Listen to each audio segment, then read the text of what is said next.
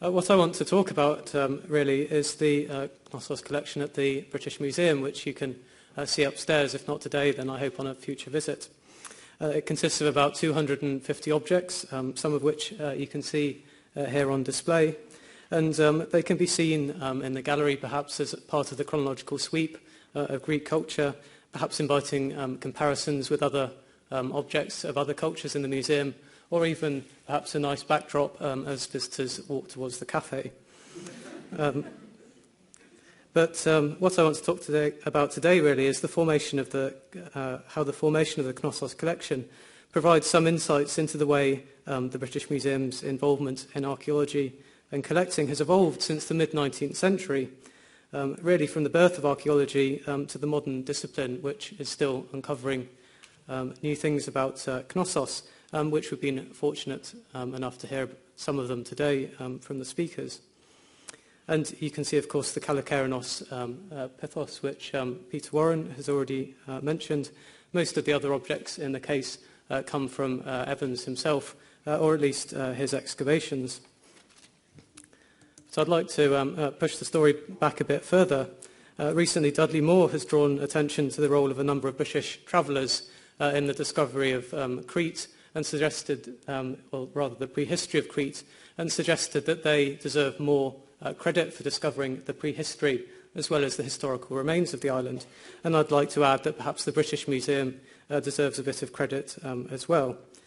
Thomas Spratt was in command of a British Navy surveying ship, the Spitfire, and engaged in producing a new map of the island. And as you can see, this is part of his map, and he did indeed include Knossos. And it seems he also visited the site because we have a description of going to Makritikos, still the village of Knossos, and he comments on the Greek and the Roman remains that we've been hearing about just now. And you can see that the very first chapter is illustrated with a coin of Knossos in the British Museum. And this perhaps is a theme of my talk, really, that the museum, even when it hasn't had a direct involvement at Knossos, has perhaps been a sort of background comparative collection which various scholars have been able to draw upon. Now, like many other travellers of the 19th and earlier centuries, Spratt tried to find the Labyrinth. His attempt was some catacombs on the slope opposite what's now the site of the palace, which Dudley Moore suggests might be Mavrospelio, a suggestion I quite like, and more of that later. You can see on the bottom left the coin that Spratt illustrated because it had been published in a British Museum catalogue as early as 1814. And we've heard, as I've said, a little bit about the Greek and the Roman period, when really the idea of the labyrinth was still very much current at Knossos, which was why travellers such as Spratt were able to visit the site. The location was never really forgotten. But as well as just visiting, Spratt also collected a few antiquities, including what he called his Cretan Venus. Perhaps ambitiously, he starts comparing it with the Venus de Milo, as you see. But we were very fortunate to acquire it, not from Spratt himself. We had to wait about 150 years or so, as is often the case in the museum. But we finally acquired it about 10 years ago, and you can see it upstairs in the Hellenistic gallery. Perhaps this is a 2nd century BC statue of Aphrodite Euclea, instantly. Perhaps more interesting for our purposes is that he also discovered a number of seal stones, or rather bought a number of seal stones, including this fine example of a man leading a bull dating to the final palace period. And in 1879, he went on to give a paper to the Society of Antiquaries about his collection of seal stones, comparing them with those found at Mycenaean by Heinrich Schneemann, saying that I've always regarded them as deserving more recognition as specimens of early art, both from their rarity and from their archaic and rude style, but no previous collection had existed for comparison with them until that now in the possession of the trustees of the British Museum. So that was nice of him. And part of the reason why this comparative collection was started to be formed in this period were the interests of Charles Newton. He was the first keeper of the department in 1861, which is, of course, why we're celebrating our 150th anniversary. He had been in the museum earlier in the 19th century, but he left for a time to become part of the British Consular service. But that didn't stop his interest in excavation, and indeed he excavated at various sites in Asia Minor, including the mausoleum at Halicarnassus. And the British Consular Service at this time was a mix of, if you like, career diplomats, but also men of means, both British-born and foreign. And Newton had private backing for his excavations. He was also very influential, and he manoeuvred Thomas Sandwith, who you see on the right, into the role of British consul on Crete in 1870. Sandwith had come to Newton's attention as the vice-consul on Cyprus, where he had again started excavating and developed an early interest in early Cypriot pottery. But really, in the letterbooks of the museum, we have both outgoing correspondence as well as the letters that came in.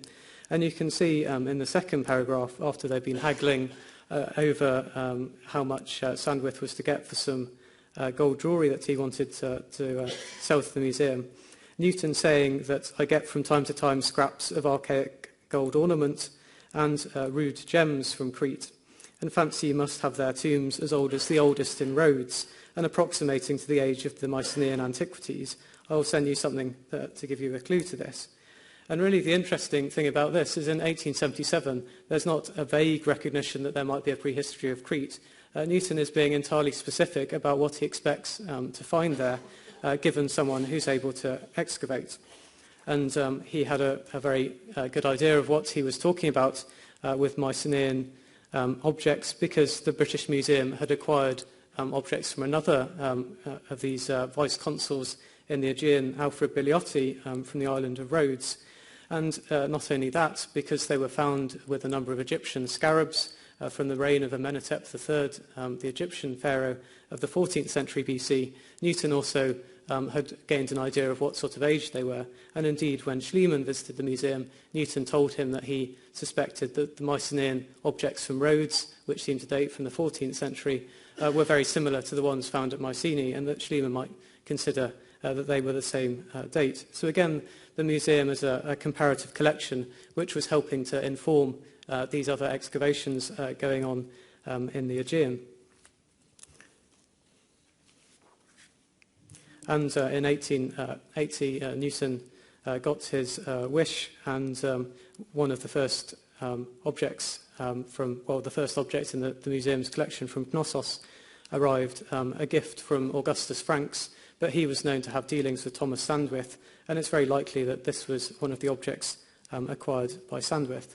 So the British Museum has objects from Knossos as early as 1880.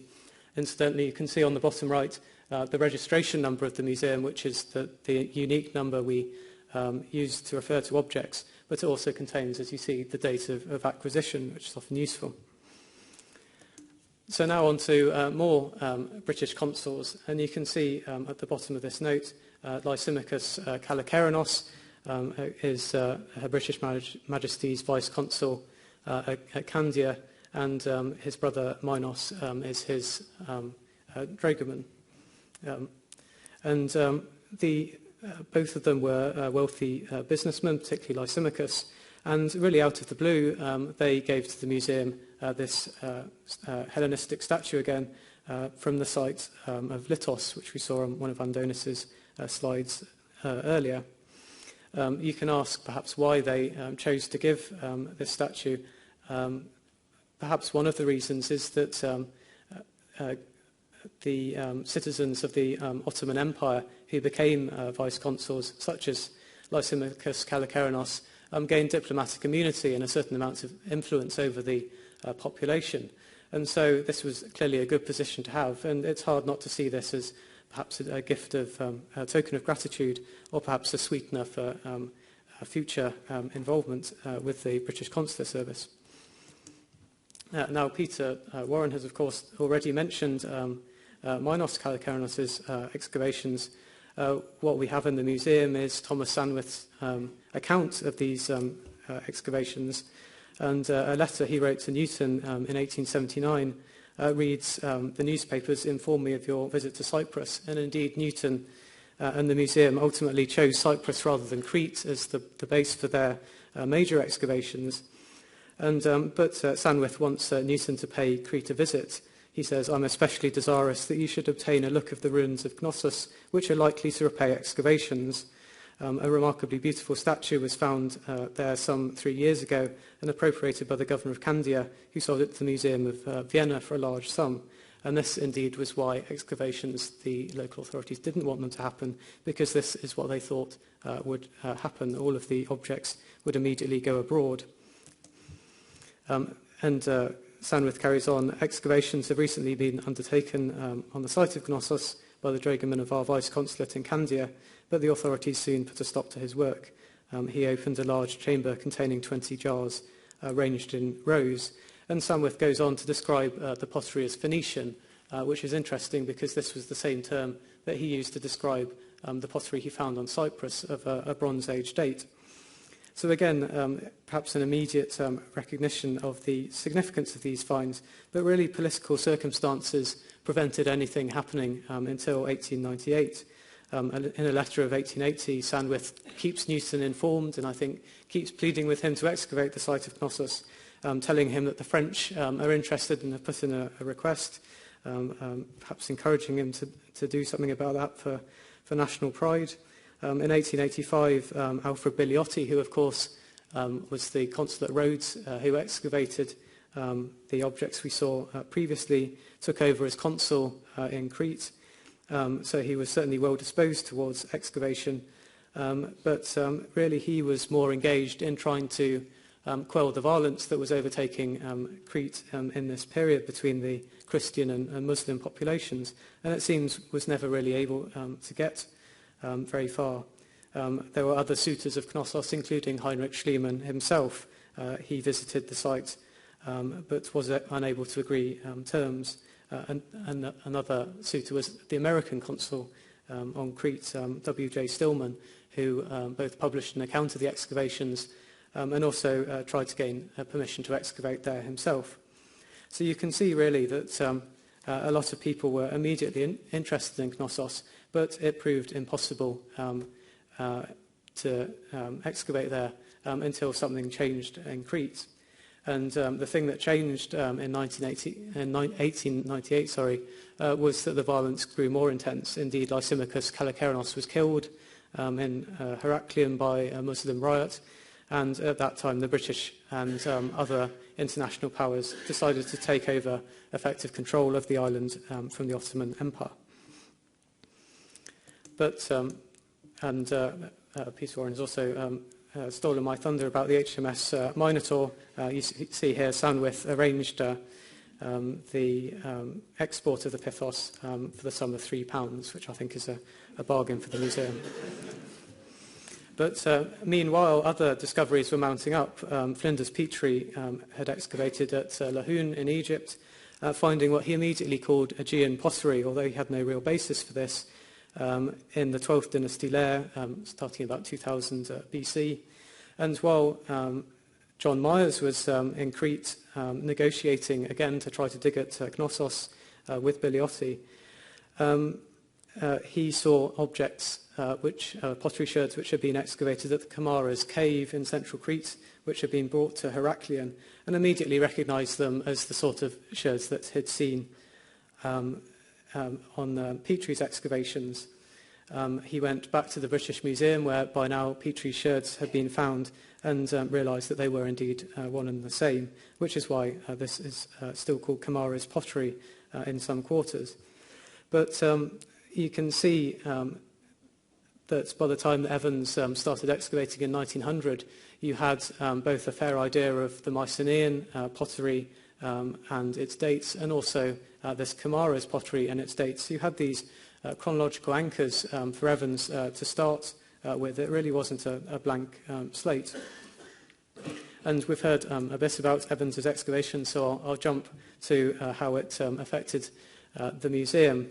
it seems that people from the museum did go and visit in 1902. We have a letter from Evans commiserating on a terrible voyage to Crete, and also thanking the museum for a donation of £50 to the Cretan Exploration Fund in 1905, immediately before he gave his objects. So I think, again, this the policy of the museum not excavating, but acquiring objects through the outlay of amounts of money which weren't quite the same as it would cost to mount an excavation.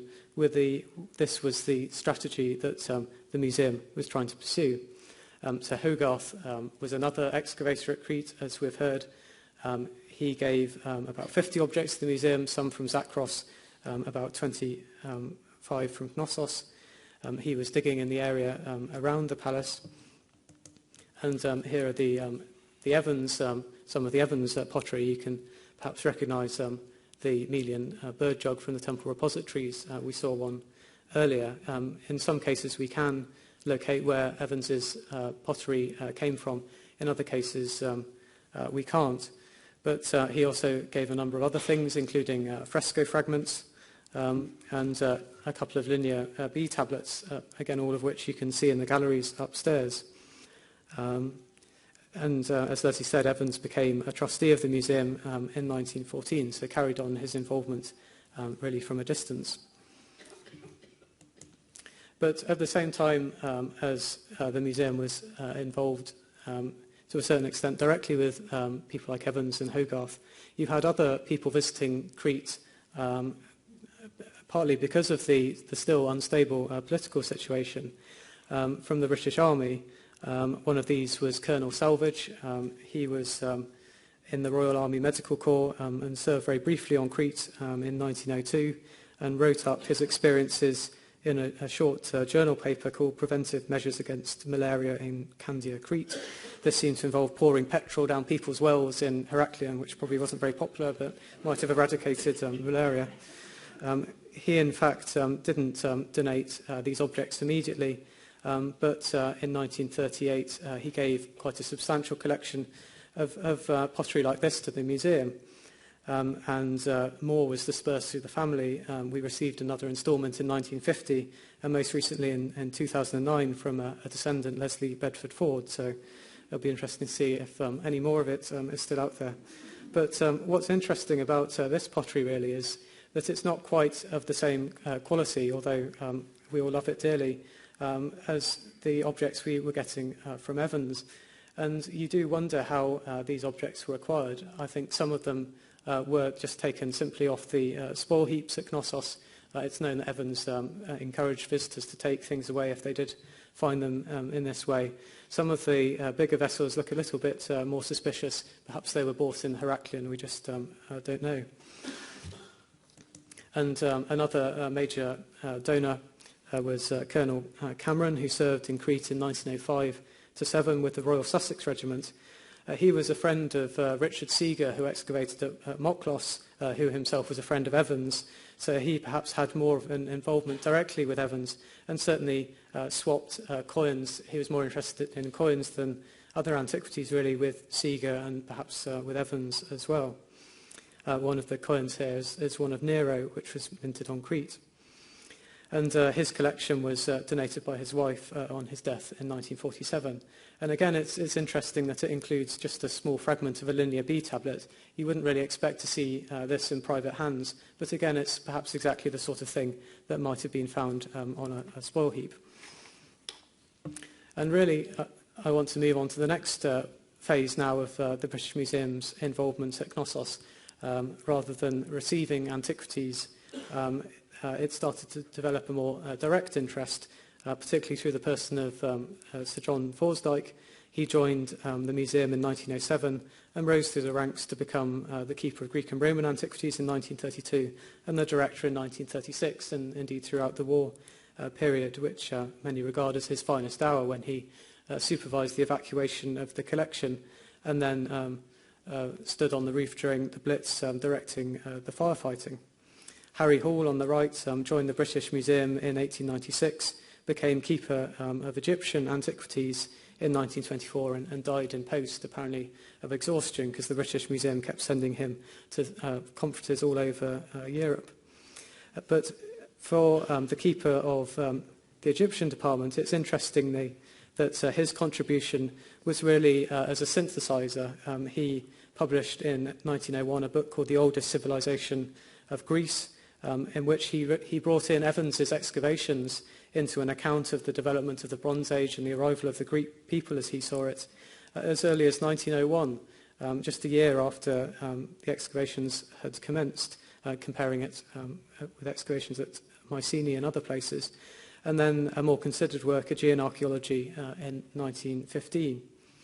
And part of the reason that he was able to gain this really broad overview was that he travelled to Greece extensively and on a number of occasions went with Forsdyke, certainly in 1912 and 1926, from letters and reports in the departmental archives. On those visits, they went to a number of sites, including Moklos, Tiryns on the mainland, and they donated objects to the museum, not just a few vessels from, again, Seager at Moklos, but mostly sherds that they found on these sites. And it's interesting that they were collecting sherds on these expeditions because Forsdyke went on to publish a catalogue of prehistoric Aegean pottery, which you can see here. And a lot of our vases, you'll see the catalogue number of the pottery catalogue on a label on them. Now, this catalogue included pottery from Crete, of course, but also Asia Minor, Macedonia, mainland Greece, including Schliemann's donations. So it really was a broad typological work, which hasn't really gone out of date because few people would attempt such a broad overview now. But it shows again how the museum could act as a point of reference for various excavators and scholars.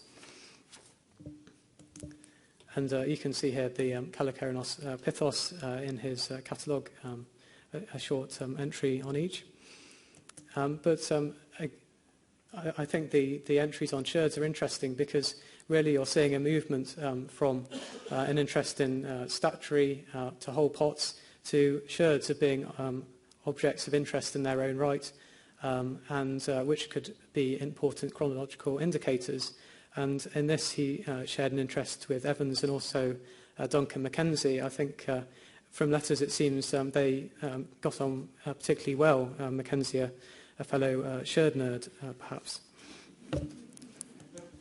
And I'm delighted that John Forsdyke's daughters have been able to come here today, because until recently, we didn't realise that there were photos which survived of Hall's and Forsdyke's expedition to Crete, probably in 1926, although we need to do more work to pinpoint this exactly. And very kindly, they have donated this collection to the museum for further study, and I hope further presentations like this. But this is a first glimpse at them now, because we only scanned them last week. And you can see here, I think, Hall on the right. This is how you used to get around Crete in 1926, trekking around on horseback. And one of the sites they visited was the Aegean Cave. Again, I think that's Hall on the left. And he seems to be quite a convivial travelling companion, really. You can see why Forsdyke wanted to travel around with him. He never seemed to want to take his pipe out of his mouth, even when starting in what seems an ill-advised fight with a local Cretan. But by the time they got to Knossos, you could see that they didn't need to go trekking around on horseback. I don't know if you can see, but this says Knossos on the side of the cart. So this is the number 2 Knossos bus circa 1926. You can just see the lion fountain of Heraklion in the background. And incidentally, this shows that even in that period, Knossos was something of a tourist attraction. It wasn't just the Colonel Salvage and Colonel Cameron who visited. I'm sure an awful lot of people did go to visit the site. And unfortunately, we don't have any pictures of Forsdyke, but we have his pictures of Knossos. You can see Evans's excavation tower in the background, and really the substantial scale of the excavations, as well as, and this is a point Todd was making, the comparative lack of urban development. at that time. And in the photos, you can see a mixture of the Knossos we would recognise today, the start of Evans's reconstitutions, but also this shot down the Royal Road, really still unrecognisable from the huge tourist attraction that we recognise today. And they clearly had the run of the palace. Here's Hall again, and I wonder if he took one too many liberties when he decided to be taken there. Really don't try this at Knossos today, it won't go down well. And we have a few excavation photos, and I'm hoping that by putting them up, my distinguished colleagues will tell me where they are, because it will take, as I said, some time to try to unpick exactly some of these locations and whether they provide any more detail that we don't have photos of. In 1926, Forsdyke also experienced the big earthquake that Yanis mentioned on the 30th of June. He said that in a letter to the department, and I quote, "About 10 o'clock, the Villa Ariadne and the rest of Crete began to shake, and on Monday morning, Hall and I inspected the museum on the way to the boat," and he reports the damage. And then he says, "I should tell you that Hall was promenading on the roof of Villa Ariadne at the time of the shock, and I really thought that he was causing it." Evans was more laconic, saying that trusting the exceptional strength of the fabric, I chose to see the earthquake through from within, and described how it sounded like a bull roaring beneath him. And indeed, on that visit in 1926, Forsdyke visited Evans's excavations at Mavrospelio. This is the cave at the top of the slope. Evans was excavating tombs below, and perhaps this is the cave that Spratt saw when he thought he'd seen the Labyrinth.